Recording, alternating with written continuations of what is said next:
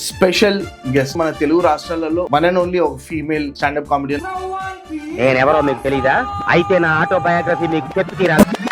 నాకు ఇట్లా పుట్టుక, ప్రేమ, చావు లాంటి టాపిక్స్ అంటే మస్తు ఇంట్రెస్ట్. మీకు ఇంట్రెస్టా?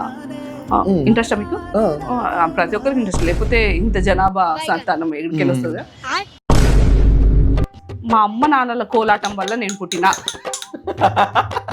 కోలాటం అంటే తెలుసు కదా, మీరు అనుకునేదే అదే, ఇంకా డౌటే లేదు అందులో.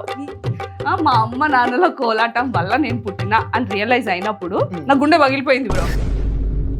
So I went to my అమ్మమ్మ, ఎందుకంటే నాకు మా అమ్మమ్మ తాత కనిపించిండ్రు ఈ విషయంలో.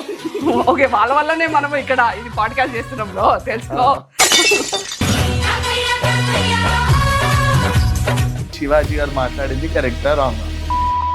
శివాజీ ఏమన్నాడు, ఇట్లా ఇక్కడ వరకు ఓకే, ఇదంతా కనిపించకూడదు, సామాన్లు కనిపించద్దు, అట్లా వాడిండు కదా. ఓకే, నేను నన్ను అడిగితే ఇక్కడ వరకు ఓకే కాదు, అసలు ఇక్కడ కూడా కాదు, ఇదంతా కవర్ చేసుకోవాలి, ఇదంతా కవర్ చేసుకోవాలి, కింద స్టాకింగ్స్ వేసుకోవాలి, షూస్ వేసుకోవాలి, 2-3 జాకెట్లు వేసుకోవాలి, మొత్తం ఇది కూడా కవర్ చేసుకోవాలి.